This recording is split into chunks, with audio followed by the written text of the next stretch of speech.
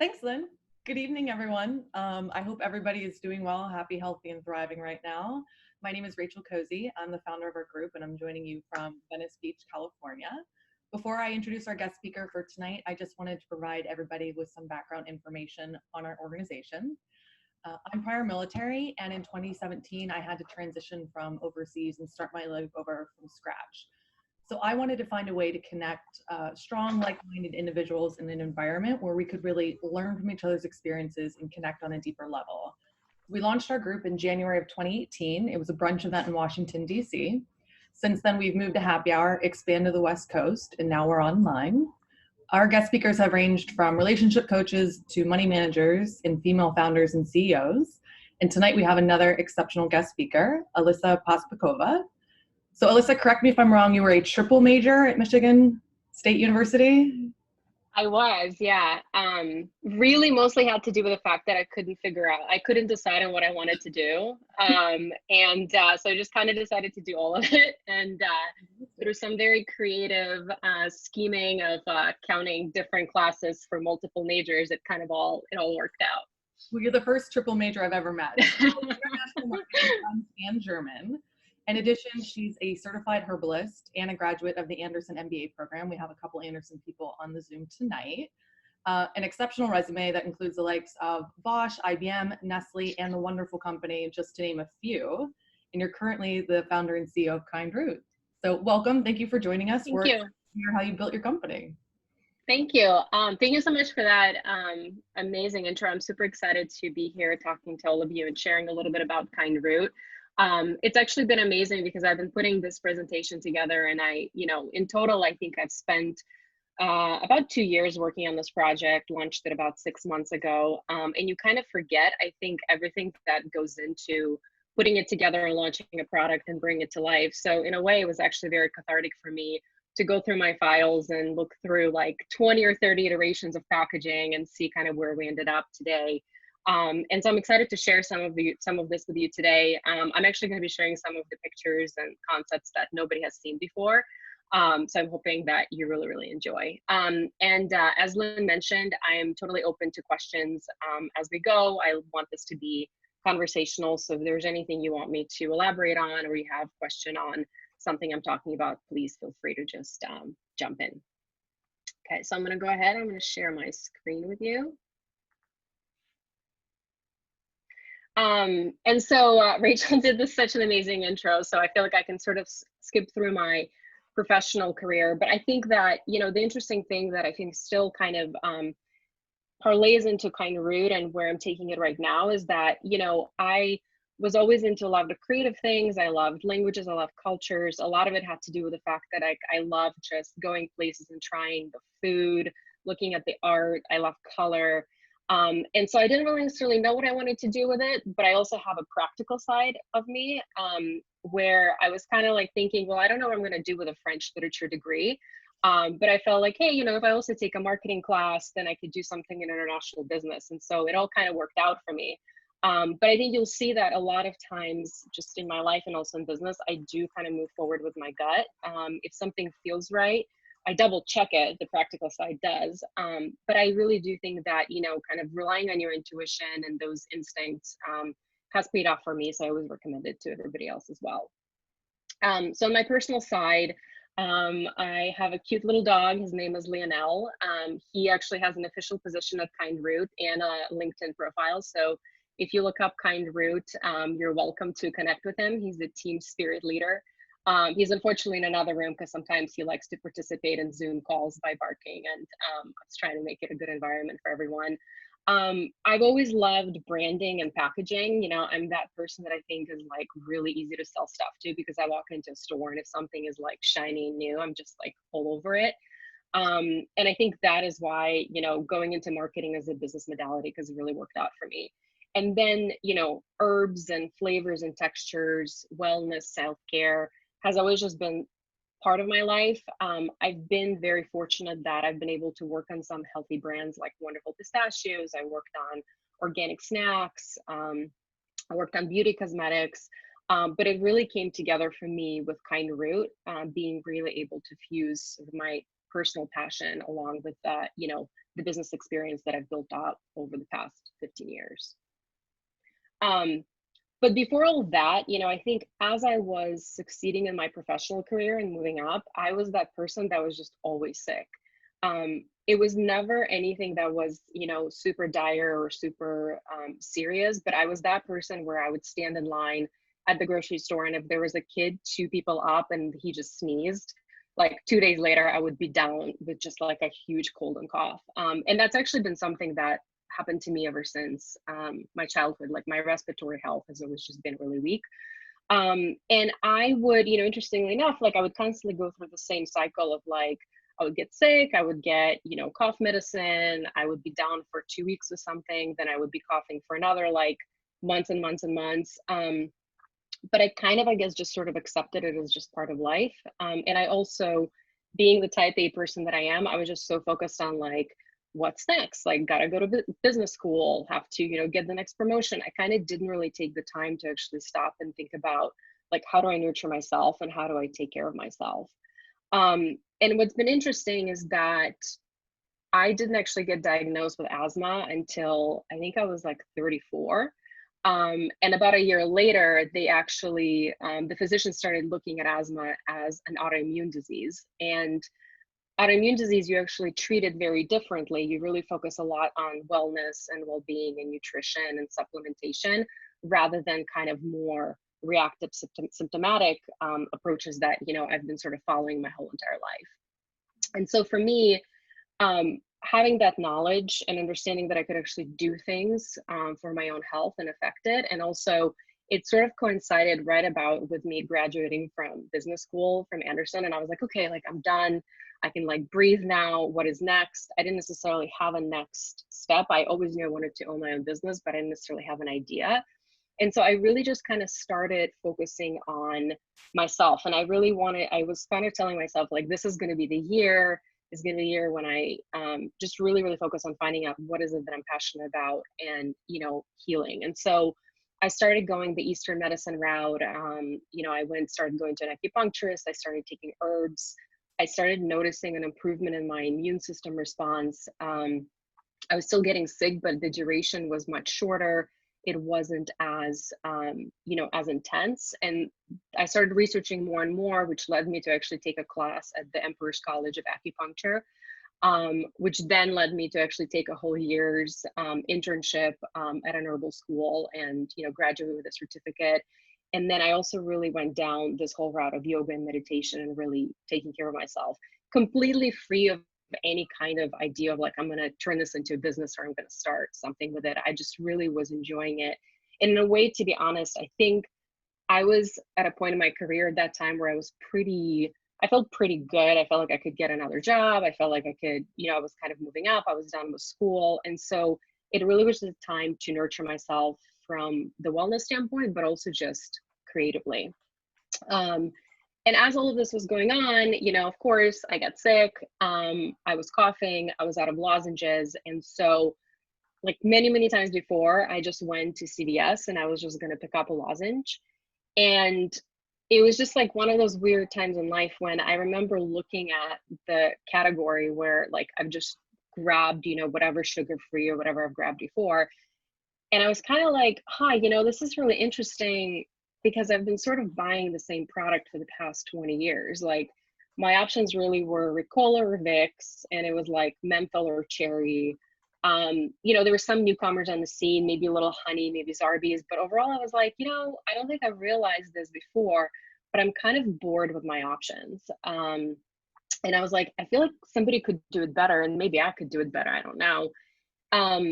And I started playing around with this idea of like, maybe I could do a different lozenge, like, you know, maybe it would be for cough, maybe the flavor would be better, maybe I could brand it better, like where could it go? And I sort of played around with it for a couple of months. I literally went on Amazon, bought a bunch of books on candy making. I watched like YouTube videos on how to do it.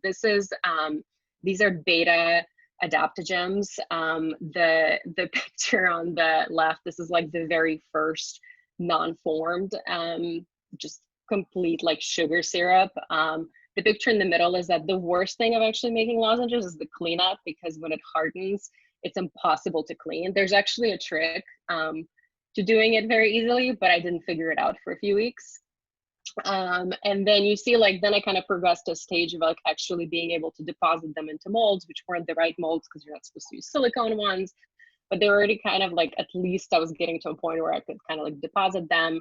And then this little monstrosity with a tail and like little hair sticking out was like the first hardened formed lozenge that actually came out. And this was like just me literally setting off fire alarms in my own house and kind of trying to figure out what to do. And so I was playing around with it. I mean, I kind of liked it. I wasn't, you know, like super excited about it. Like, I feel like there was something missing, but I was still kind of like looking into it and figuring out how to make it happen. And I used to travel a lot for work. So I was going through TSA and I had my like powders with me, and TSA stopped me because they had to like swipe them and check them out. And those of you who are familiar with LAX, you come off like the Delta terminal through TSA, and there's that escalator that kind of like takes you up. And I literally remember it was like another one of those moments. I was on the escalator up and I was kind of like, huh, you know, maybe I could actually look at a lozenge a little bit different, to where it's not just like something that soothes your throat, but maybe it actually becomes something that is functional too. And maybe I can actually look at putting different blends of herbs that I'm already taking or something else into it. And I could look at it as a delivery method rather than just like something that acts specifically on your throat. And all of a sudden, like the idea that I had sort of like a few weeks before, like became so much more exciting to me. And I was like, okay, yeah, let's figure out, let's go through with it. So I started looking at the category a little bit closer. And it was interesting because like herbs and adaptogens were trending. I mean, I was like definitely that, you know, LA consumer that was taking all of them and, you know, listening to all the podcasts. Supplements were also on the rise. I mean, more and more people are looking towards like more natural options. What was interesting about supplements is that I felt like you take them, I mean, they're potent, that's great, but you don't really have like a relationship with them, right? Like they don't stay in your mouth. You kind of just like swallow them and you forget them. And then there was this like lozenge category that was completely forgotten.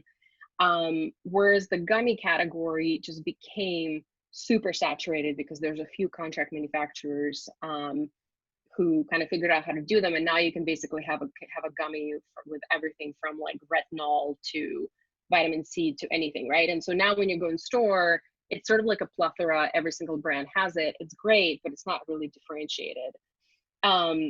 And that's where I was like, okay, well, that could be kind of interesting. So I was like digging into a little bit more, and that's where like the creative side was getting balanced out by the practical.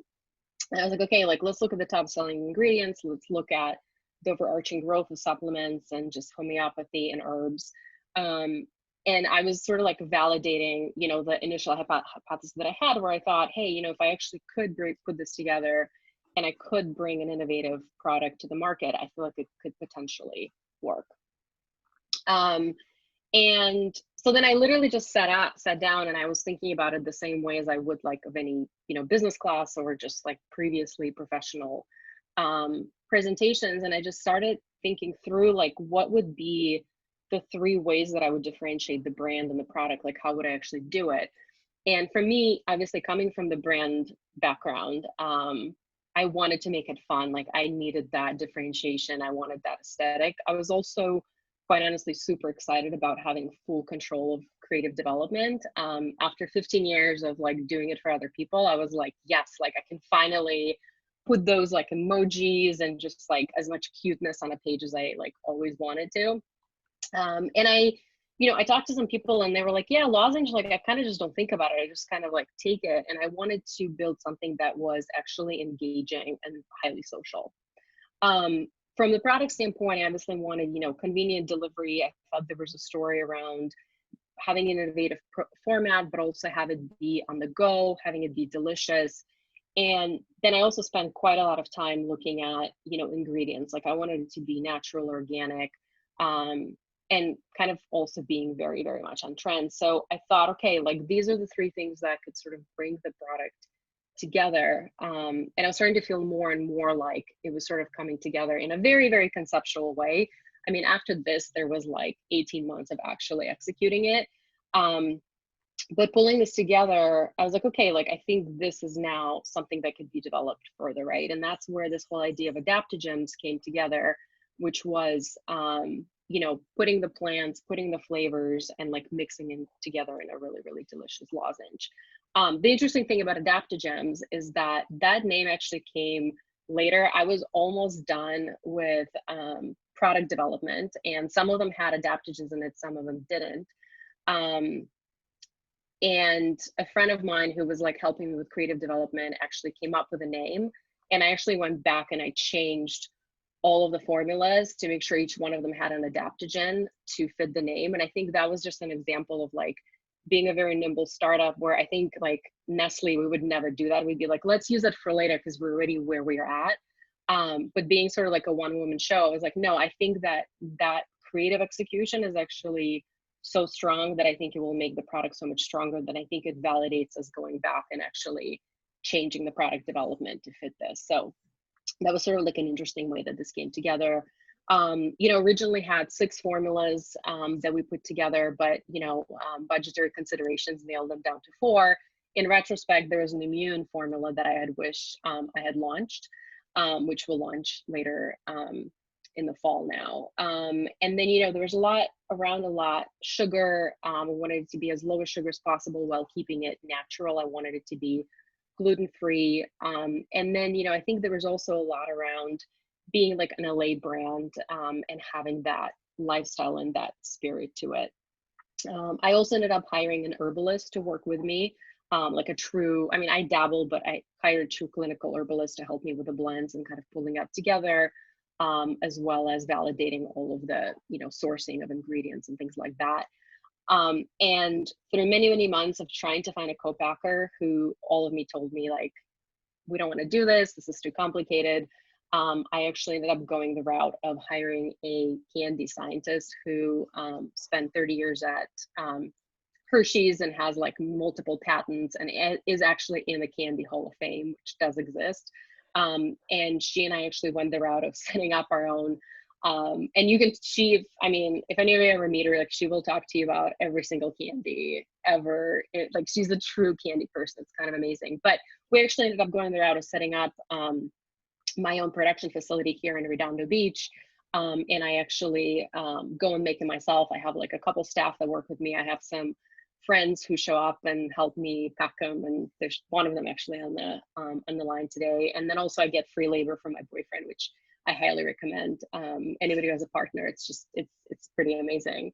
So that's where, like, you know, you get to a point where I think the concept goes far enough and people start kind of reacting to it, and you start getting like first prototypes together, and you start to believe like, yeah, I think I can really do it. I think I can make it happen. I think that I've always felt, or I looked at entrepreneurs as like these people who just like knew something I didn't know. And as much as I wanted to have my own brand, I just like for some reason couldn't take that leap. But I think because I was so passionate about it, and this was so like just in my will camp, it was kind of actually easy to take that leap and sort of like bet on myself in a way. So I literally one Friday just sat on my couch and came up with maybe 20 different names for the brand. One of them was Kindroot. I shared it with a couple people. They liked it. I went on and I checked the trademark URL and Instagram handle, and they were all open. And I was like, I think that's a sign. And that was pretty much it. I didn't, you know, I kind of, again, this was like kind of like very much a gut decision of like, I think this will work. I think this makes sense. But at the root of it, you know, there was a lot with being kind of kind to yourself and rooting for yourself, which later became actually a tagline. And for me, the brand really came together because I started kind of being kinder to myself. So in a way, it actually kind of came full circle in a way that I think it embodies the spirit. And you know, the other thing around the brand too is that I wanted to take a really hard stand on who we were for and what we were for. And I wanted to sort of be unapologetically positive. I wanted to be really feminine. because of my prior experience, I just felt like a lot of times we're making decisions on the brand, you know, based on consumer surveys or whatever it is. And I just always felt like sometimes we were trying to appease too many people. And it became a little bit diluted. And I think one of the things I'm most proud of at Kindroot is I feel like we just have a very, very strong point of view, graphically, and also from the kind of the brand manifesto standpoint of like what we stand for. And this again just all kind of came together from like my own little brainstorm that I put together on who this person is, like who they embodies. And I also wanted the brand to be very happy, playful, vibrant, positive, you know, adventurous. I wanted somebody to feel good about taking it. And it's interesting because I kind of pulled this all together, and then I had two female creatives who helped me actually like bring it to life. And it was sort of amazing looking back at it, because I was like, oh my God, like there's the colors that from this very initial board actually translated into it. Like this little like saying on the bottom, "You're so cool, I'm not even mad about it." Like kind of a little bit of a shyness to it, but also being bold, I think also like translated into copy now. So it's just sort of really, really, I don't know, for me at least, amazing looking at it.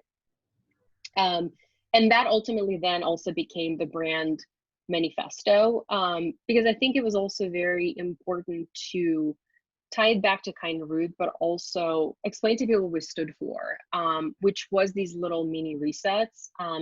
By no means do I want to make people feel like, you know, you were going to take this and it was going to solve all of your problem and you were going to be like healthy tomorrow and all of that, which I think a lot of supplement brands do. It really was about just taking a moment and stepping back, and using those like 5 to 6 minutes of when, you know, you're kind of like have the lozenge in your mouth and you're feeling that aromatherapy of the flavor, to get your little reset, but ultimately it's all up to you to take it further. And then of course packaging, which was probably like my favorite part of the whole entire project. But again, I wanted the brand to be super bright, super colorful, but also pragmatic in a sense of like, if, you know, we're going to add more flavors later, like how does it all work together? How should it be modern and fun, but also elevated at the same time?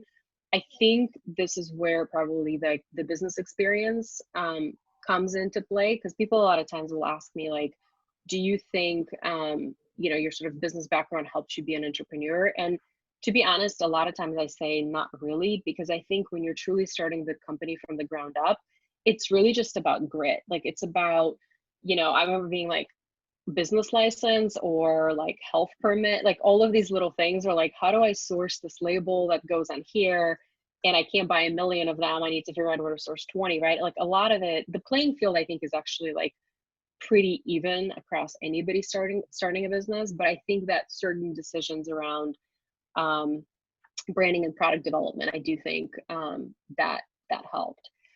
So from this sort of like brief and feeling of what I wanted to evoke, you know, this is the very, very first mock-up of Kindroot packaging, which was just something that I kind of threw together really quickly in Photoshop, because when I was like trying to get people on board with helping me, I wanted them to get like an idea of what it would look like. So that turned into like these three concepts of what a snooze package could potentially look like. And all of them had like an element of something I was going for, but ultimately the very, very last one you see, the white, with the white front, is the one that I was like, okay, I feel like we're going in the direction of where we want to be going in. But there were some issues with it where, you know, it's a really, really great D2C e-com package because you can like shoot it on the side. But if it's just in store and all you're seeing is the front, then it becomes a little bit more drab. So the next step was like, how do we translate this concept into something that I think will work with, you know, fluorescent lights and maybe being placed on the bottom shelf? Like, how does it all come together? So this was sort of like the next iteration of many different examples. And I think we were like almost kind of there, but just something like the colors were too much. We were kind of like trying to dial it down. We tried a few different explorations of like mixing whites and color. And my creative team actually really, really wanted them to go with white. And so there was like a lot of tension because I was pretty insistent and like I wanted it to be color, like I wanted there to be a lot of it. So taking the next iteration out of this and probably 5 or 6 in between, we ended up here, and this was like 99.9% of where we ended up, but something was off to me. And literally it was like the small iteration of the font of snooze, where we changed it to like a slightly different font, that I felt like, okay, like now it makes sense. Which ultimately then later turned into a whole, packaging line for all 4 of them that synergistically work together. And so we launched with 4 different blends, one for each one of the functions. There's one for sleep, which is my personal favorite, lavender vanilla. I just think it's like a delicious bedtime treat. There's one for mood, for reishi and maca. There's one for creativity and focus, and there's one for glow with collagen. And those were, when I was this is where like, again, the, NPD data and sell-through data came together, because I did look at sort of like the key trending categories, and I was like, okay, like I think snooze, focus, mood, top 3, let's for sure go after them, and let's play in those formats. And interestingly enough, snooze is the bestseller now, followed by mood as the second one. So it actually like pretty closely resembled where I thought we were going to be. And then each one of the sensory flavors was also matched with the action. So you have lavender vanilla for bedtime. You have mood, lychee rosewater, which rosewater is very uplifting. You have citrus for mood, and then you have kind of refreshing flavor for glow. So again, like focusing on the whole entire experience of having it in your mouth, and kind of interacting with it so that it stays with you, and you really kind of connect through it. And then after that, the packaging was done, and now it's actually really interesting looking at us, but now it's like, a year later, like it's an actual brand that, has a certain style and has a way that we're putting it together, and people are, truly kind of like connecting with it in a way that it exudes itself. And so amazingly, going through all that, you're actually now seeing it on the shelves, coming together. And the interesting thing has been that we've been actually merchandised in a variety of different categories. So everything from lozenges to supplements to, actually candy. And I'm sort of in that space right now where I'm kind of testing it. I'm actually curious to see like where it does the best. The couple cool things here is that, for one, we're actually placed above Ricola, which was like the initial, kind of inspiration for it, which was really, really cool.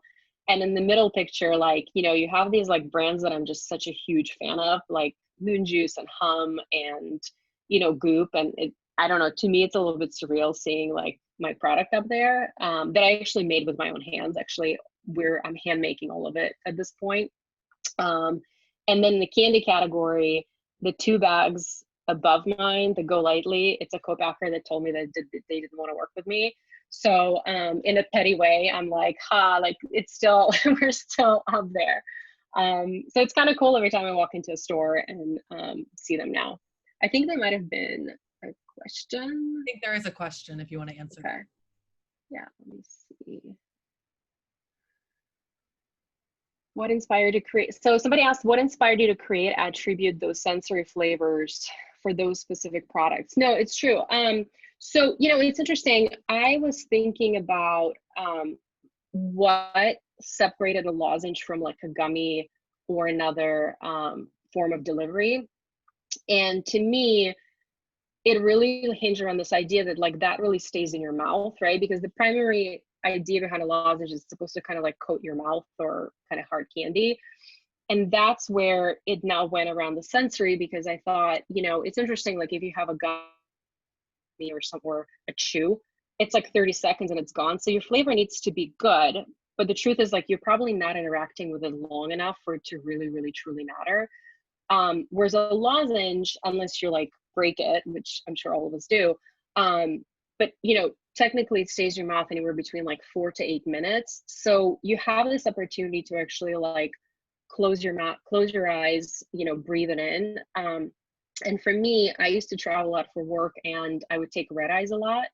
And I really was like, as I was developing snooze, I was really picturing myself like on the plane, popping it in, just like closing my eyes and having that like inward moment of just completely shutting out everything that's like around me. And it's still kind of how I envision somebody sort of taking it. It's like you put it in and you have that, 4 or 5 minutes of really savoring the flavor. And that is why we actually spend a really, really long time developing the flavors and focusing on it, because it's not something that's a very like kind of gratuitous experience in the sense, like it really lingers with you. And if it doesn't taste good, like you're not going to want it to be in your mouth for 5 minutes. Like it's going to feel like the longest 5 minutes of your time.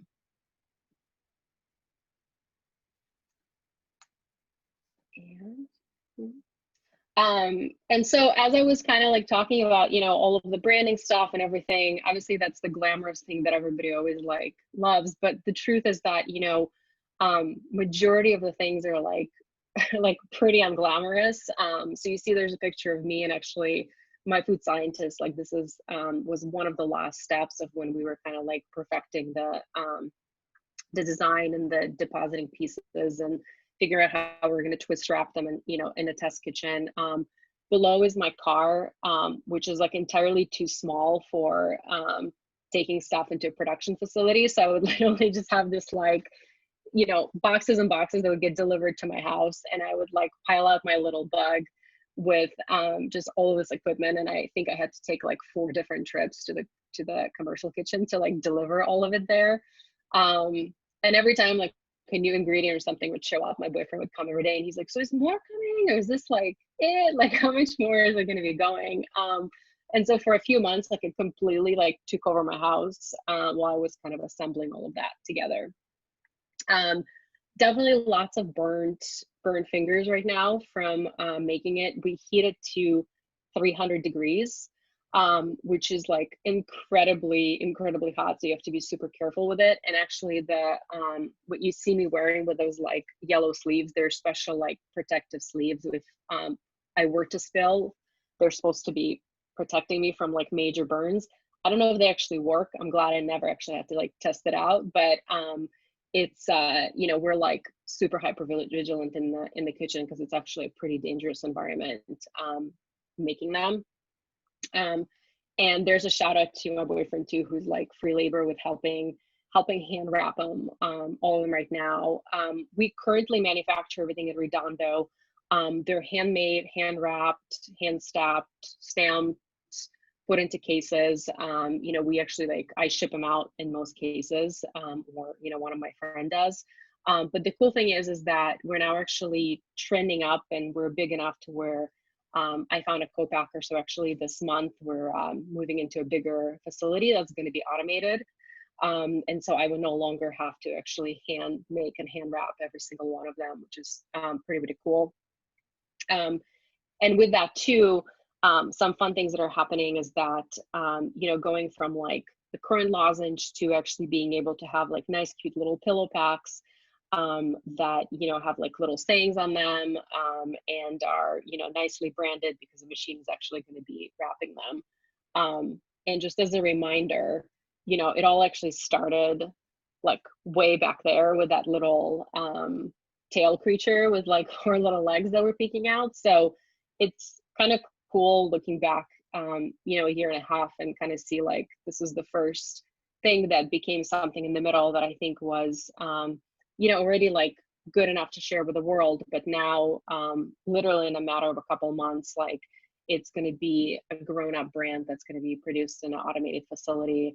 It's going to be wrapped different. There's some packaging improvement. I think there's going to be some cost savings and potentially SRP. And then there's also some cool new accounts that are going to be coming in towards the end of the year. So I know personally, I'm super glad I took the leap of faith and started working on it.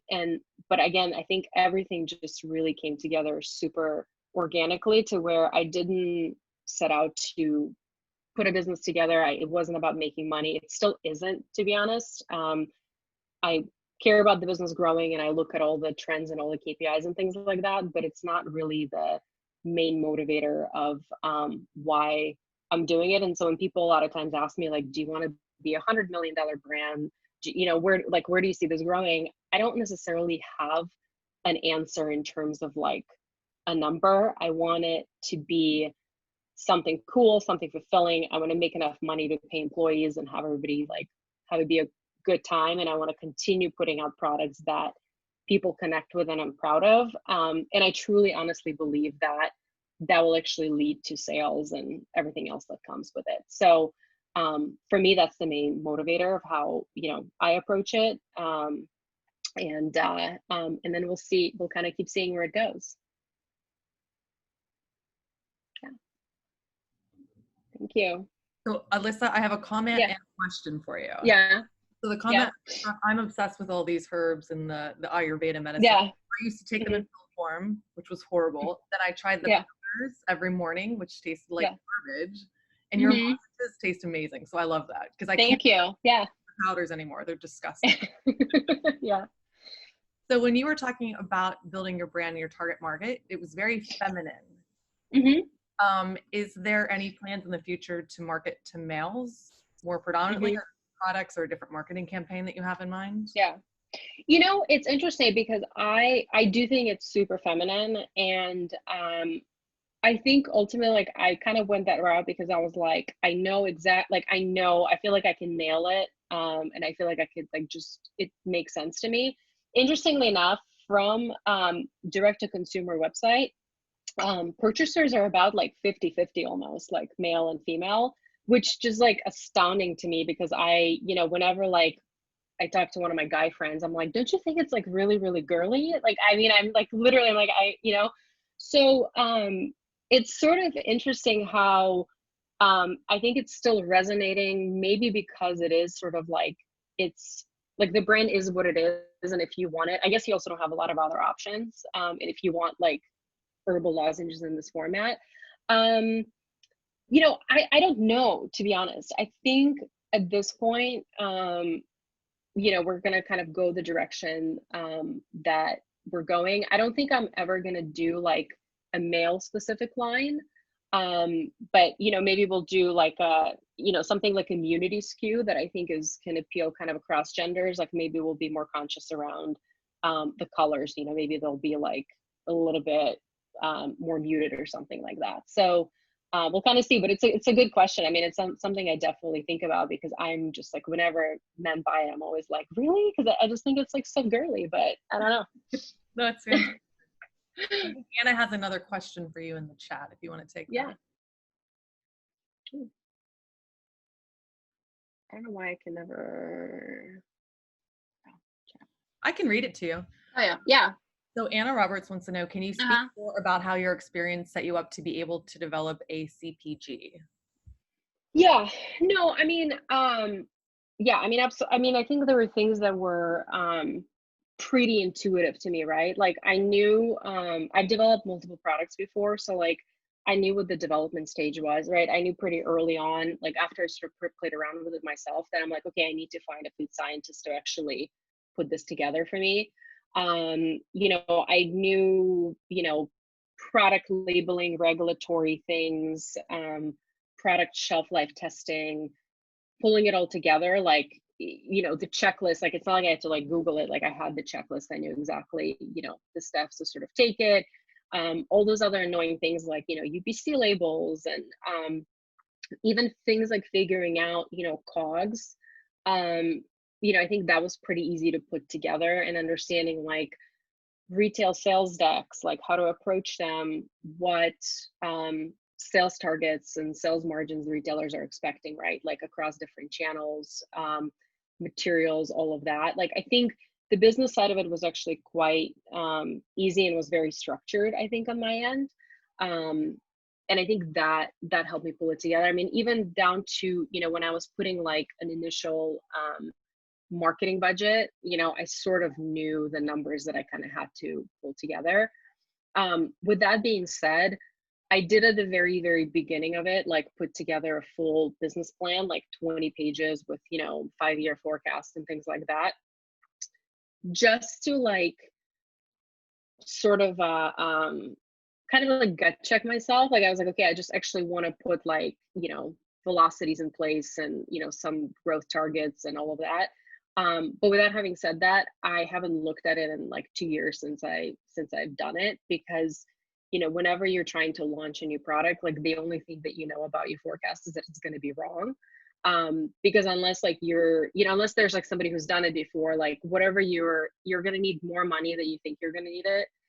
It's going to take you longer to develop the product than you think it's going to take you.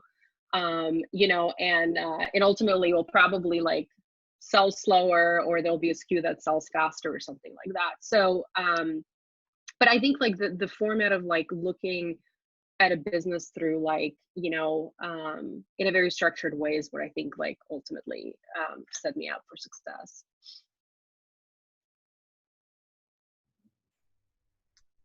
I've got another. Alisa, Oh, sorry, Yeah. Lynn. Yeah. we'll just trade back and forth, Rachel. So I've got two questions. What are your KPIs that you look at? And then second of all, has COVID changed any of your business plan, any part of the business? Like what is the impact of COVID? Yeah, no, thank you. That's actually a really good question. So in terms of KPIs, I mean, obviously, you know, sales, and you know, on the retail side, reorders, as well as on the D2C repeat customers, right? So it's been kind of like nice, like acquiring people for a couple months, but now that like I'm in month 3 of doing some like social media advertising, and I'm now seeing like people come back and purchase. And that to me obviously is like, okay, cool. Like they're not just buying it and abandoning it. So those are honestly the two things that I sort of care the most about right now, is like pushing as much trial as out there, but then also having them come back. On the retail end, you know, looking at, you know, our retailers coming back, what's the frequency of them reordering? And then also it's interesting, I mean, looking back, like it was actually pretty ambitious to launch with like 4 SKUs. I don't know why I did it. Like, I mean, I originally wanted to launch with 6, which would have been like just absolute craziness. But I probably should have done 3. But I'm looking at like what the, you know, kind of like the sell through of one to the other is, to help me sort of like plan, because it just cascades so many things in terms of like procurement of materials to what do I actually like push and advertise. And what's interesting is that, you know, snooze, which I knew, because sleep is such a huge category, I knew it was going to be big, but I've actually been blown away by the fact that it kind of outsells everything else like 8-1 right now. Which like it's just, and in terms of like social media advertising, what I'm seeing is that it's like anything with like sleep is just like it's the #1 campaign. It's what gets like people to the site, it's what converts the most.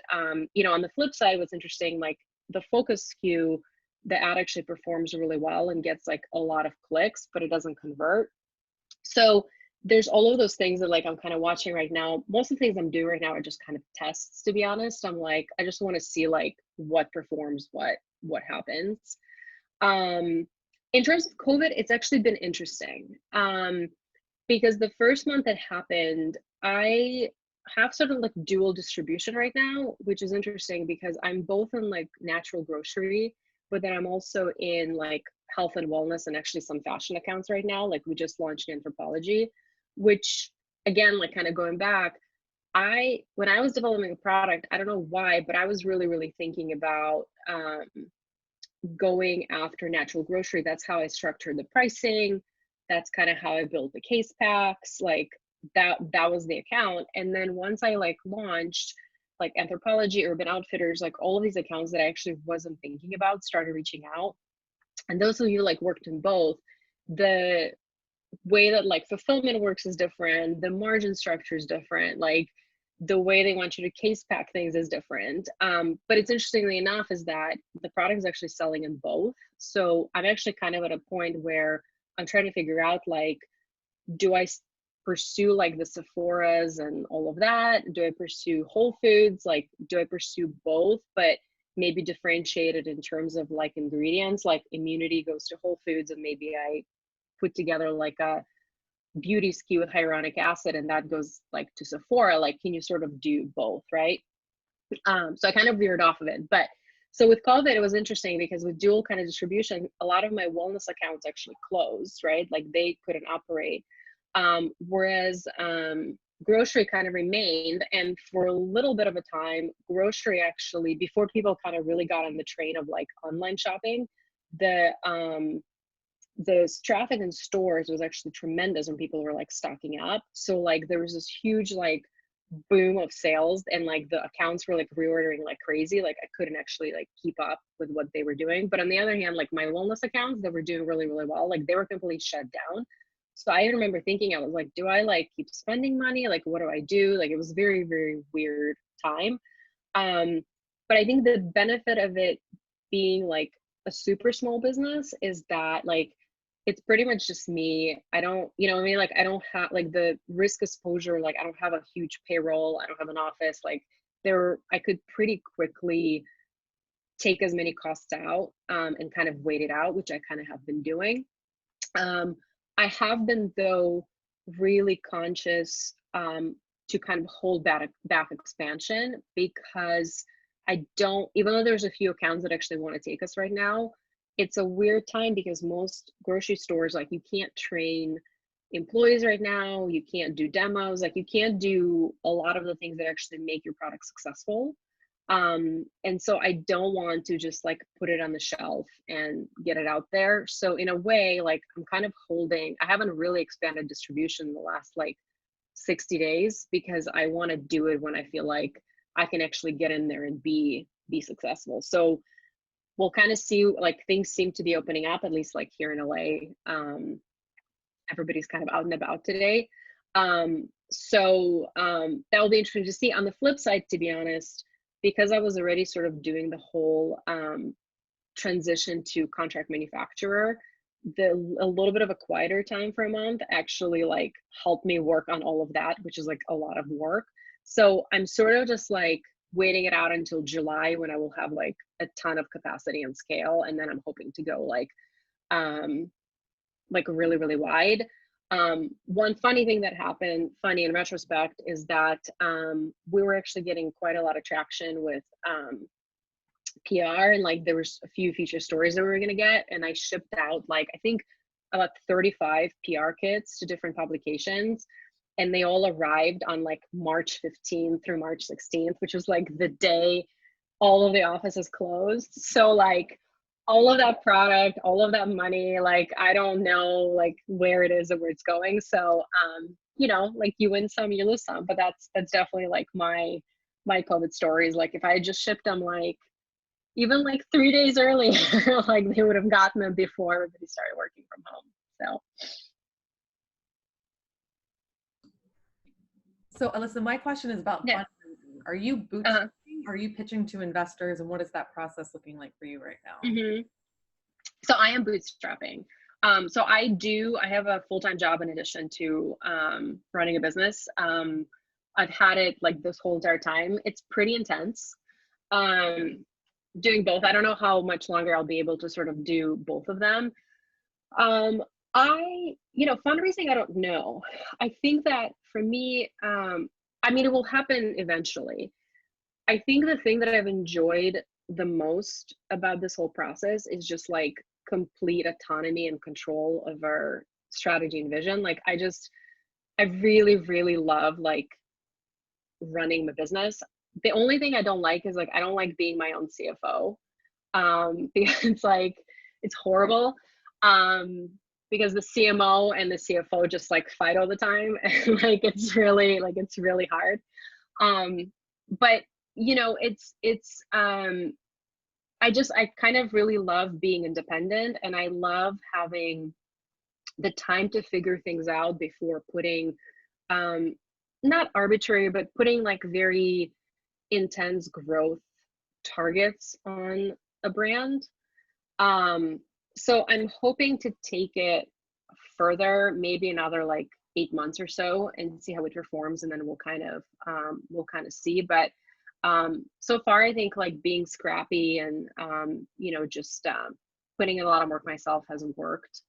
And then we'll see where it goes. I'm a little bit scared of the whole like fundraising and having a board and having, you know what I mean? It's like I really just love being I love being independent right now. That makes total sense. So we only have about 5 minutes left. Does anyone want to unmute their microphone and ask a question before we go?